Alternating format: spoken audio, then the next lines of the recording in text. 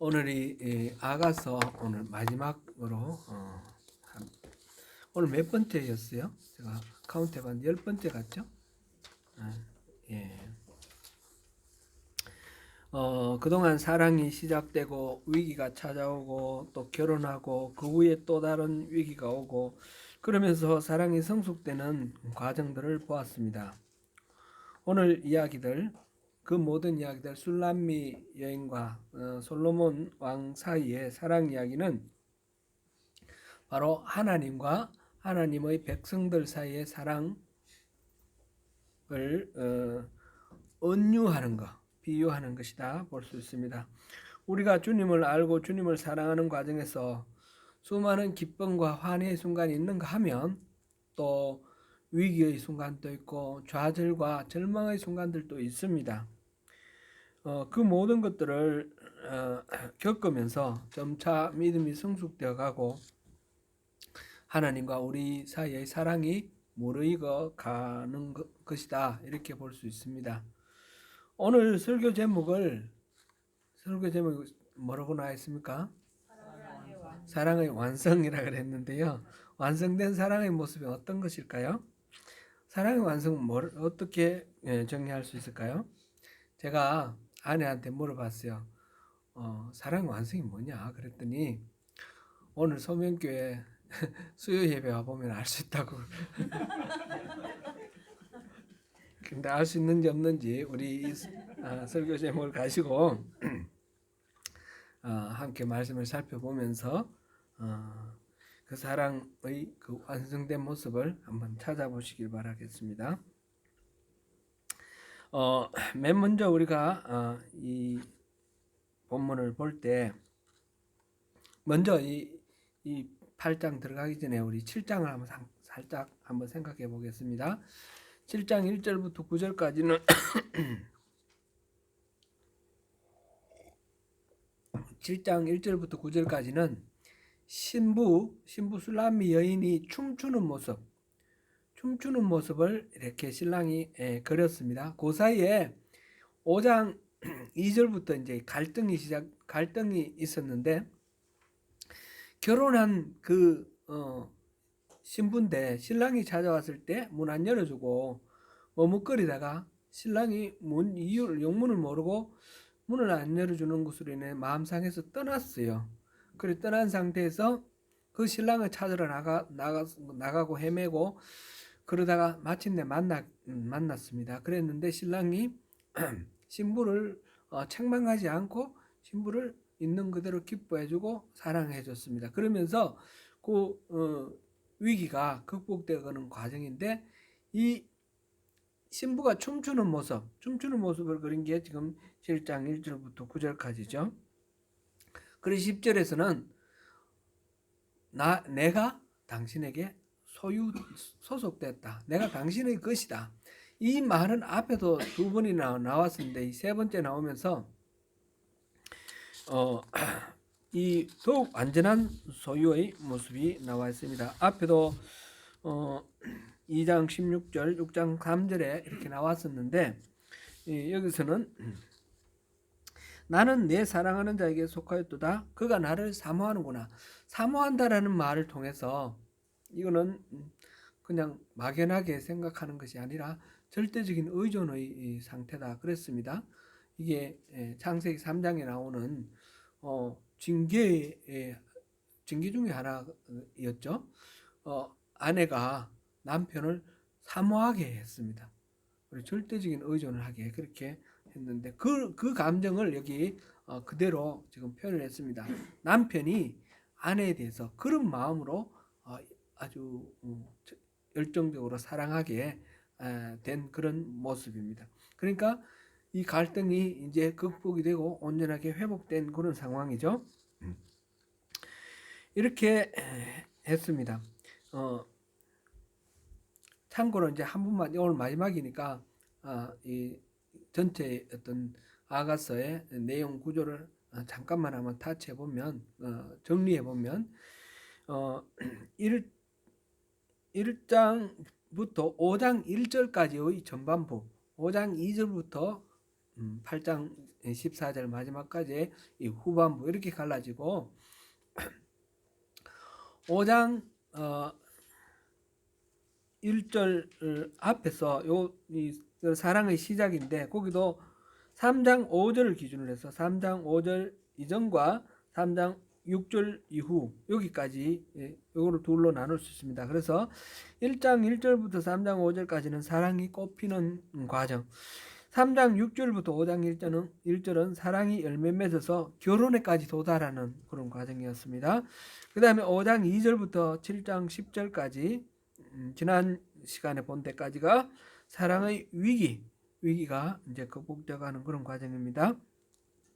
그리고 7장 11절부터 8장 14절까지 사랑이 완성되는 모습입니다. 자, 오늘 그러니까 7장 11절부터 오늘 내용이 사랑이 완성되는 부분이다. 그렇게 볼 수 있겠죠.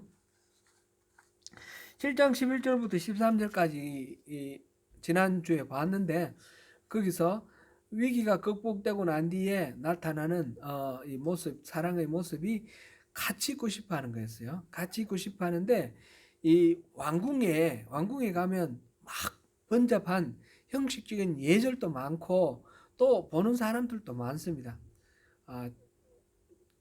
저기 한국의 무슨 드라마 영화를 제가 한번 본 적이 있는데 그 광해인가 그 영화에 보니까 임금이 그 큰 볼일 보는데 그 여러 사람이 다 보고 있어요, 그죠?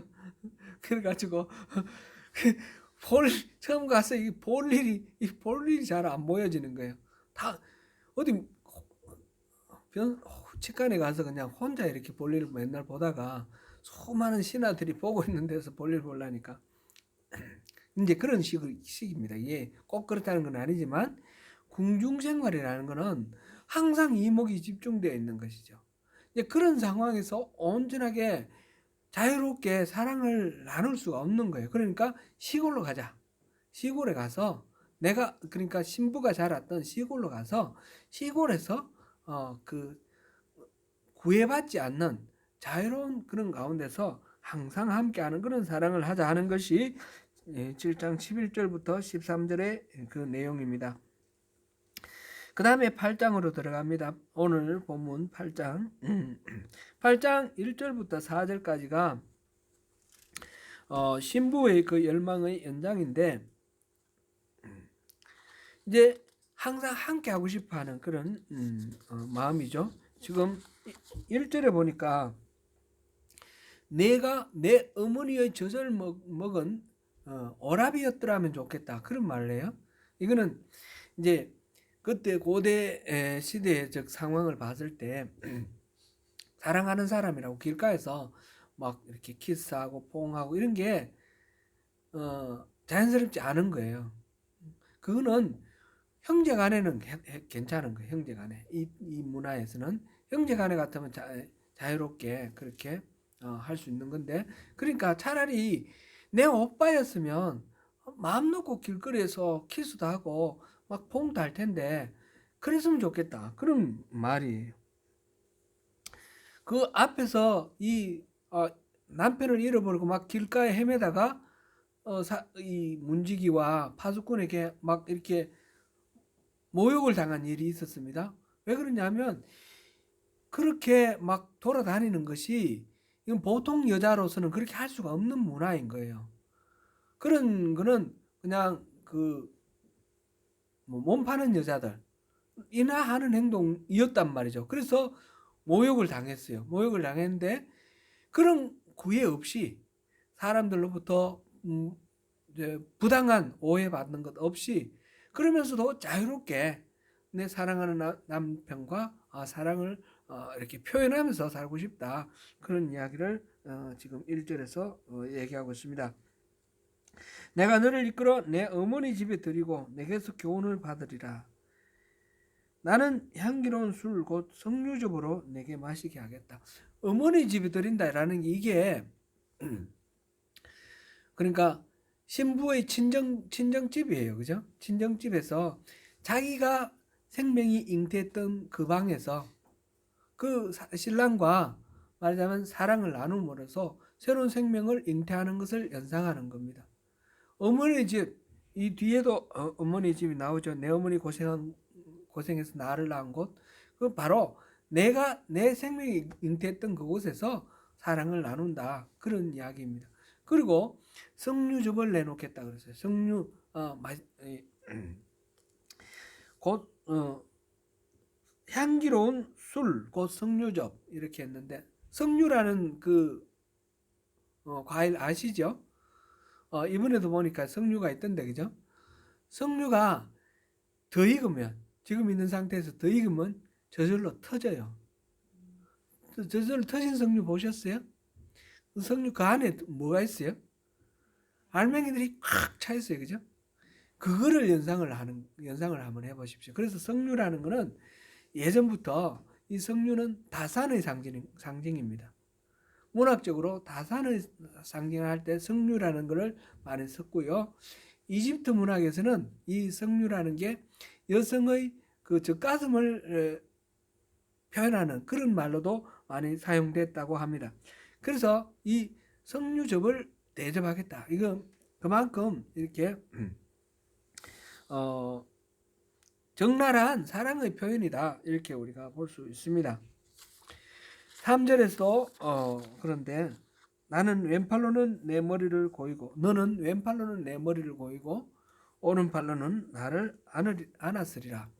지금 신부가 신랑한테 그렇게 말하는 거죠. 왼팔로 나를 고이고 이제 품에 발베개 해서 안겨 있는 그런 모습이잖아요.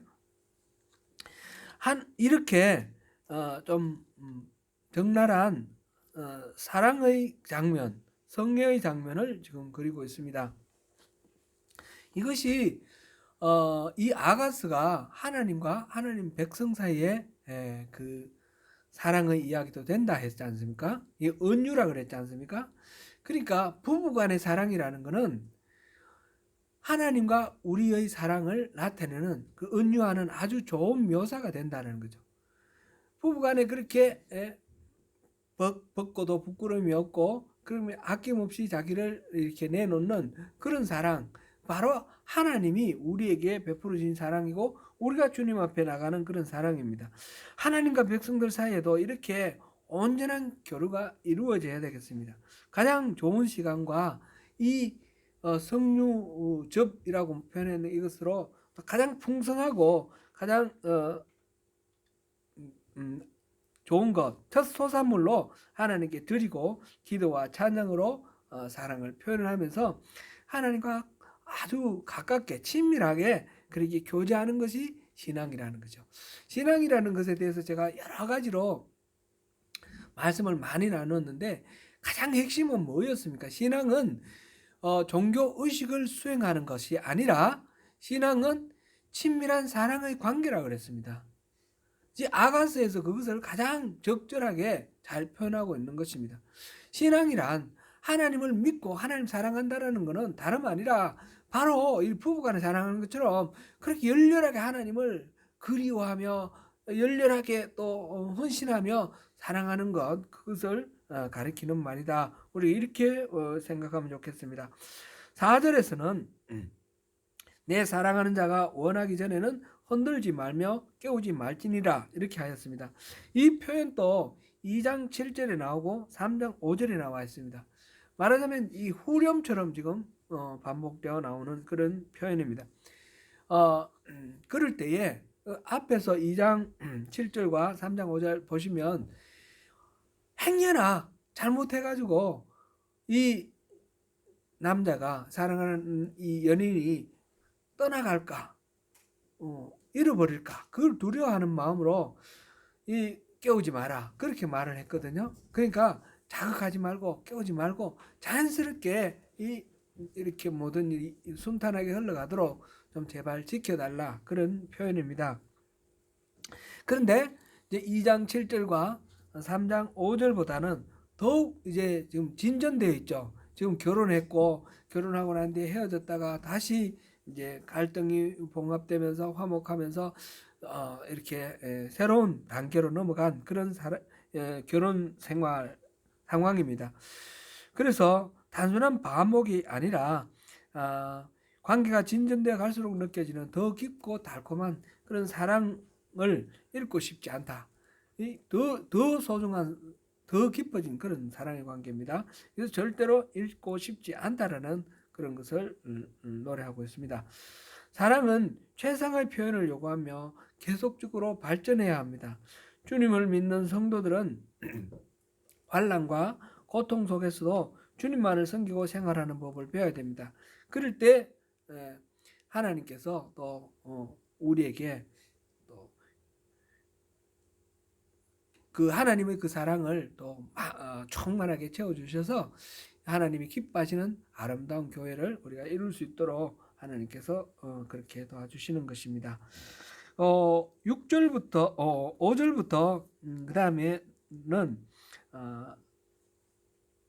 이 지금 7장 11절부터 8장 4절까지 이렇게 함께 하고 싶어하는 그 사랑의 그 상황을 얘기를 했는데, 그러한 어떤 외적인 그런 형태이고, 그 다음에 5절부터 그 다음에 나오는 것은 사랑의 본질적인 면, 사랑의 속성적인 측면에서 지금 얘기를 하고 있습니다.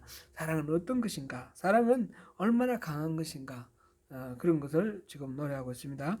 우선 간단하게 보면 5절, 7절은 사랑의 본질과 위력을 얘기했고, 8절부터 12절은 오라비로부터 받은 보호를 기억하면서 첫사랑을 회복하는 회상하는 그런 부분입니다. 그리고 13절, 14절은 부부의 사랑이 강렬하게 지속되어 가는 그런 모습입니다.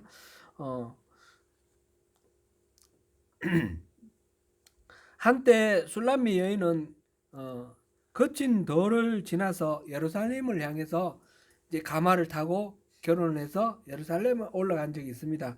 근데 여기서는 그의 사랑하는 자를 의지하고 거친 돌에서 올라오는 여자가 누구냐? 지금은 오히려 반대로 예루살렘에서 거친 돌을 거쳐서 지금 이곳으로 올라오는 자가 누구냐? 술람미 동네 사람들이 지금 부르는 노래입니다. 그러니까 예루살렘을 갔다가 다시 내려오는 그런 장면이고요. 그 5절 상반부가 그렇고 5절 하반부는 너로 말미암아 내 어머니가 고생한 곳, 너를 낳은 자가 애쓴 그곳 사과나무 아래서 내가 너를 깨우느라. 이건 누가 한 말인가 해서 신학자들 사이에 이건 또 이렇게 주장이 많이 상충되는데, 신부가 한 노래다, 또 신랑이 한 노래다. 제가 가지고 있는 NIV 성경 같은 경우는 신부가 한 노래로 이렇게 간주하고 있는데, 이렇게 보니까 너로 말미암아 내 어머니가 고생한 곳, 너를 낳은 자가 애쓴 그곳 사과나무 아래서 내가 너를 깨웠다. 이 너라는 사람이 태어났고, 너라는 사람의 엄마가 고생한 곳을 말하고 있는데, 그곳이 바로 지금 사과나무, 지금 시골이잖아요. 그러니까 내가 누굴까요? 신랑일까요? 신부일까요? 내가 신랑이고 너가 바로 신부겠죠. 신부 시골 사람, 그죠? 신부 고향. 그러니까 신랑이 신부에게 너 어머니가 고생해서 너를 낳은 이곳에서 내가 너를 처음 만났을 때 그 사과나무 밑에 너가 자고 있었는데 내가 너를 깨웠지. 그거 지금 옛날 이야기를 회상하면서 지금 이곳 시골 이곳에서 노래를 하고 있습니다. 그 다음에 6절부터는 사랑의 특징을 이야기를 하고 있습니다. 첫 번째 사랑은 친밀한 것입니다. 사랑이라는 것은 여기서 신부가 신랑에게 말합니다. 너는 나를 도장같이 마음에 품고 도장같이 팔에 두라. 도장은 옛날에 고대 시대에 이 재산권을 나타내기도 하고 권세를 나타내기도 해요. 이걸 찍으면, 왕이 도장을 찍으면 이게 의명이 되잖아요. 그죠? 칙서가 되고, 그죠? 그것처럼 도장을 찍는다라는 것은 모든 권위를 부여를 하고 권한을 넘겨준다, 그런 의미가 되는 것이기 때문에 이게 너무너무 소중하니까 도장을 함부로 갖고 다니지 않습니다. 요즘 또 우리 한국과 일본에서는 도장 문화가 있는데 요즘은 한국에서는 거의 이제 사인 문화로 바뀌어 간다고 합니다. 근데 아직도 인감 도장이 있잖아요. 집을 사고 팔고 할 때 도장. 그러니까 그 도장을 아무렇게나 방치를 하면 나중에 큰 문제가 생길 수도 있습니다. 그러니까 여기서 늘 품에 줄을 달아서 품에 품고 있거나 팔에 감고 있거나 이렇게 했다는 거죠. 그래서 도장을 마치 품에 품고 있는 것처럼 팔에 감고 있는 것처럼 나를 당신의 품에 품어주세요. 나를 당신의 팔에 감아주세요. 그렇게 가까이 해주세요. 날 버리지 말고 날 떼놓지 말고 항상 당신 몸에 붙여서 다니게 해주세요. 그렇게 친밀하게 서로 사랑의 관계를 유지하자. 그렇게 요청하는 것입니다. 그러면서 하는 말이 이 사랑의 두 번째 특징이 되는데 사랑은 강한 위력이 있는 것입니다. 사랑의 위력. 여기서는 사랑은 죽음같이 강하고 사랑은 죽음같이 강하다고 했어요. 수많은 문학 작품과 뭐 영화나 뭐 드라마나 주제가 뭐예요? 다 사랑이에요. 거의 많은 부분이 사랑이에요. 거의 8, 90%가. 그만큼 우리 인생사에 사랑이라는 것이 중요한 거죠. 근데 이 사랑이 특별히 사람들에게 많은 감동을 주는 건 어떤 경우입니까? 서로 이렇게 흔히 이루어질 수 없는 그런 어떤 환경이라든지 그런 경우에서 이게 이루어질 때 로미오와 줄리엣 같이 이루어질 수 없는 사랑이 비극적인 어떤 결말을 맞이할 때 그럴 때 감동을 받는 것입니다. 근데 그 로미오와 줄리엣이 왜 죽었습니까? 사랑 때문에 죽었습니다. 그죠? 사랑 때문에 죽었습니다.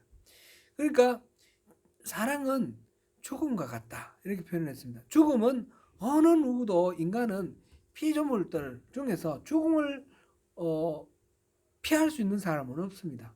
누구나 다 죽어야 됩니다. 태어났으면 죽음을 피할 수 없는 것처럼 사랑은 너무너무 강렬해서 사랑은 피할 수가 없다라는 거죠. 이 사랑을 이길 자가 없다라는 거죠. 진정한 사랑이라면, 참된 사랑이라면. 그런데 이거는 사랑은 죽음 같이 강하다라는 표현보다 더 적절한 표현은 사랑은 죽음보다 강하다. 이게 더 적절한 표현 같아요. 목숨을 로미오와 줄리엣에서 우리 방금 보았듯이 죽음에도 불구하고 죽음의 위협에도 불구하고 사랑하니까 피하지 않는 거예요. 그걸 당당히 맞닥뜨리는 거예요. 예수님께서는 우리를 위하여 우리를 사랑하셨기 때문에 십자가에서 달려 죽으셨습니다.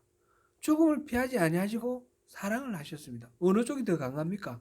사랑이 더 강하다는 거죠. 그래서 사랑은 죽음같이 강하다라고 표현을 했는데 더 적절하게 표현하자면 사랑은 죽음보다 강하다. 이렇게 표현하는 것이 더 적절할 것입니다. 특별히 구원받은 성도들에게 있어서 주님의 사랑은 그렇습니다. 그 다음에 이 이야기하는 것이 질투는 서울같이 잔인하며 불길같이 일어나니 그 기세가 여호와의 불과 같으니라. 서울은 뭐 단순하게 지옥이다 이렇게 표현하면 되겠습니다. 그 잔인하다는 거예요. 질투는 그를 어떻게 면할 수가 없는 그런 것입니다. 불길같이 강한데 하나님의 불길, 여호와의 불길 같다. 이건 누구도 끌 수 없는 거 아니겠습니까? 그렇게 질투는 강하다. 여기서 질투는 인간과 인간 사이에 서로 시기하고 질투하고 그런 죄성을 표현하는 말이 아니라 하나님께서 말씀하시기를 나는 질투하는 여호와다. 그렇게 말씀하셨잖아요. 그 질투한다라는 것은 죄성이 아니라 오히려 거룩함입니다. 타협 불가능한, 그래서 아주 배타지고 독점적인 사랑을 표현하는 말입니다. 그래서 나 외에 다른 신을 섬기지 말라 그랬고 어떤 모양으로도 우상을 형상으로 만들지 말라고 그랬습니다. 하나님의 그 말씀에 조금이라도 어떤 타협이 있을 수가 없습니다. 그것을 질투라고 그랬고, 그는 다른 말로 열심이라고 그랬어요. 하나님의 열심. 지금 여기서 말하는 이 부부간의 사랑의 이 질투도 마찬가지입니다. 부부간의 사랑은 앞에서도 누차 나왔듯이 1대1의 배타적이고 독점적인 그런 사랑이 가장 정상적인 사랑입니다. 하나님이 허락하신 사랑, 두 사람이 만나서 둘이 한 몸을 이룬 그런 사랑. 여기에 다른 제3자가 끼어드는 이런 거는 허용할 수 없다. 이게 이제 질투의 표현입니다. 사랑은 그렇게 독점적이고 배타적이다는 것이죠. 부부간의 사랑은 죽음보다 강하며 질투는 서울보다 잔인하다. 이 표현, 이게 아가서 전체의 중심적인 구절이다. 이렇게 볼 수 있겠습니다. 그리고 그 불을 끌 수가 없고 많은 물도 이 사랑을 끄지 못하겠고 홍수라도 삼키지 못하나니 이 사랑은 누구도 말릴 수 없는 그런 사랑입니다. 그래서 이 사랑의 네 번째 특성은 지속성입니다. 사랑은 친밀성이 첫 번째고, 두 번째는 위력, 그 다음에 세 번째는 독점성, 배타성 있고, 네 번째는 지속성입니다. 많은 물이 아니라 홍수라도 그 사랑을 삼킬 수가 없습니다. 보니까 전 재산을 다 걸고라도 그 사랑과 바꾸려 하지만 안 된다 그랬습니다. 진정한 사랑은 그런 사랑입니다. 돈으로 매수되고 뭐 어떤 시련이나 위기로 이렇게 소멸되는 그런 것은 진정한 사랑이라 볼 수 없겠죠. 사랑은 그런 모든 것들을 뛰어넘는 사랑입니다. 그런 사랑을 사랑의 속성을 얘기를 했고요. 그 다음에 8절 9절은 이것도 참 해석하기가 어려운 난해한 부분 중에 하나인데, 이거는 술람미 여인의 오라비가 한 노래다 이렇게 봅니다. 이 오라비가 아직 이 여인이 어릴 때에 이 여인, 그러니까 가족, 사랑하는 여동생 오누이가 여동생을 누이를 지키기 위해서, 누이의 순결함을 지키기 위해서 성벽을 쌓고 이렇게 하는 그런 엄망대를 쌓고, 그 다음에 백향목 판대로 두르고 이런 식으로 이 술람미 여인을 보호하고 지켜왔다라는 그런 것을 말하고 있습니다. 그래서 10절은 그렇게 지켜진 순결함으로 신랑에게 사랑을 지금 고백하고 있는 그런 장면입니다.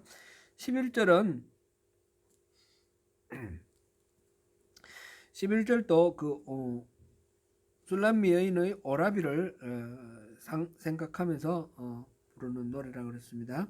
포도원이 있어 지키는 자들에게 맡겨두고 그들로 각기 그 열매로 말미암아 은천을 바치게 하였구나. 솔로몬 너는 천을 얻겠고 열매를 지키는 자도 200을 얻으려니와 내게 속한 내 포도원은 내 앞에 있구나.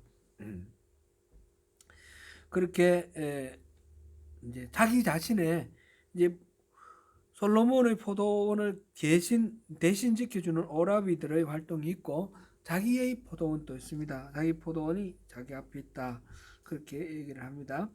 13절 14절에서는 13절은 신랑의 노래고 14절은 신부의 노래입니다. 그렇게 하면서 13절은 너 동산에 거주하는 자야, 친구들이 내 소리에 귀를 기울이니 내가 듣게 하려무나. 이제 동산에 거주하는 자, 신부를 그렇게 불렀습니다. 지금 시골에 내려가 동산에 거주합니다. 그런데 내 친구들이, 신랑의 친구들이 너의 소리에 귀를 기울이니 내가 듣게 하려무나. 신랑의 친구들도 이 신부의 소리 듣는 것을 좋아한다는 거예요. 세상 사람들이 다 좋아한다는 것입니다. 이때 이 소리는 call이라는 단어를 썼는데, 이거는 음성인데 메시지를 빼고 소리만 해요. 소리. 그러니까 그 여인의 소리 자체, 그것만으로 이제 확 끌리는 거예요. 그 여인이 심지어는 이 속에 지금 말은 표현은 안 돼 있지만 담겨 있는 함축된 의미는 그 여인이 나 욕해도 좋다는 거예요. 무슨 소리라도 좋아요. 그 소리, 여인이 소리를 내는 그 자체가 너무너무 좋아요. 꿈결 같아요. 이제 그거를 노래하고 있습니다. 그 사랑하는 여인의 소리, 그것으로서 그 여인이 존재하고 있다라는 그 사실 자체가 기쁨이 된다. 이렇게 노래를 하고 있고, 그 다음에 신부는 내 사랑하는 자는 빨리 달리라. 향기로운 산 위에 있는 노루와 같고 어린 사슴과도 같다. 노루와 사슴 하면 어떤 이미지가 떠오릅니까? 노루 사슴 보신 적 있으세요? 동물원에 가면 있긴 있죠. 근데 야생의 노루와 사슴 보신 적 있으세요? 사람이 가까이 가면 뛰어다녀가 도망가 버리기 때문에 보기 어렵습니다. 그러니까 노루와 사슴 그러면 앞에서 막 뛰어가는 노루와 사슴이에요. 사람을 보고 놀라서 도망가는 사람하고 친하게 가까이 오지 않습니다. 노루와 사슴. 그러니까 나이를 먹고 늙어가더라도 이 노루와 사슴처럼 이 생명력에 넘치는 그런 힘을 가지고 그렇게 펄펄 뛰는 그런 사랑의 그림입니다. 그런 그림을 그리면서 그렇게 우리 이 사랑이 식지 말고 영원히 같이 있자, 그런 내용입니다. 동행하기를 열망하고 함께하기를 열망하는 사모의 마음입니다. 자, 그러면 오늘 우리가 이제 마지막까지 읽었습니다. 사랑은 어떤 것이 완성된 사랑입니까? 완성된 상태를 어떻게 표현할 수 있을까요? 사랑은 결론적으로 말씀드리면 완성된 상태가 없습니다. 사랑은 과정입니다. 끊임없이 살아가는 과정 속에서 갈등과 위기가 있고 화해와 이런 회복이 있고 성숙이 있고 또 그러다가 갈등이 있고 이러면서 계속해서 이어져 가는데 그 핵심은 그 모든 과정을 통해서 더욱 친밀해지고 더욱 함께 있고 싶고 그 존재 자체로 인해서 기쁨을 얻는, 소리 듣는 서로 날 욕하더라도 그 소리 자체가 좋다라고 표현됐듯이 그렇게 존재 자체가 기쁨이 되고 하는 그런 관계를 이루어가는 그런 것이죠. 그러니까 그런 모든 과정들, 이것이 사랑의 완성입니다. 그러니까 완성된 사랑은 있을 수가 있는 것은 아니죠. 그런데 여기서 또 하나 우리가 생각해 볼 거는 이러한 부부의 사랑을 가지고 하나님과 우리 사이의 사랑을 얘기를 한다고 그랬습니다.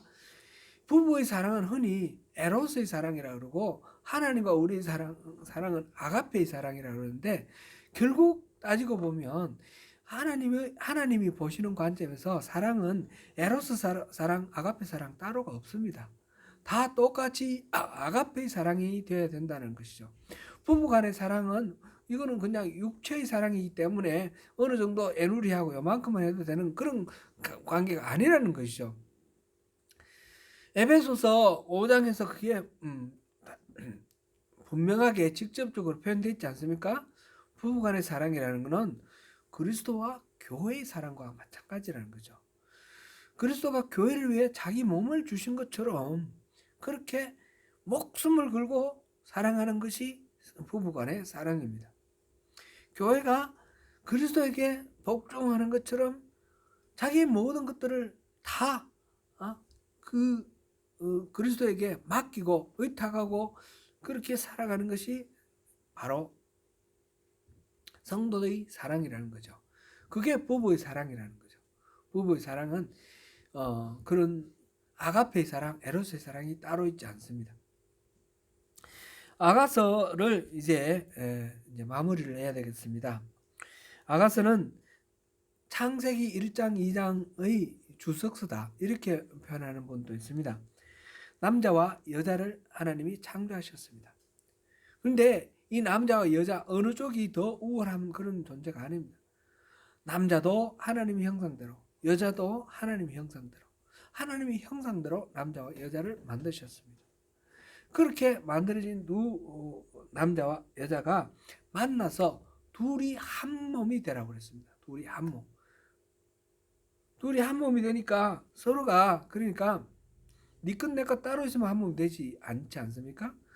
그런 걸 자기를 다 내려놓고 온전히 상대에게 소속될 때 지금 아가서를 통해서 처음에는 네가 내게 속했다 했다가 내가 네게 속했다 그러면서 내가 너를 사모한다 너가 신랑이 신부를 사모한다는 표현을 통해서 서로가 서로에게 의존적인 존재로 그렇게 서로 사랑하는 그런 존재로 보았습니다.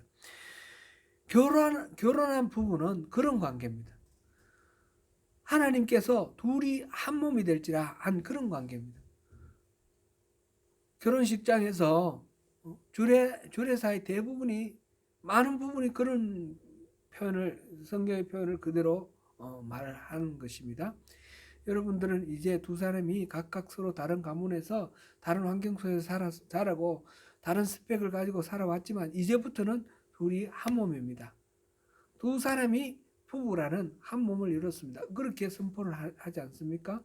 바로 그것이 그리스도인의 부부입니다.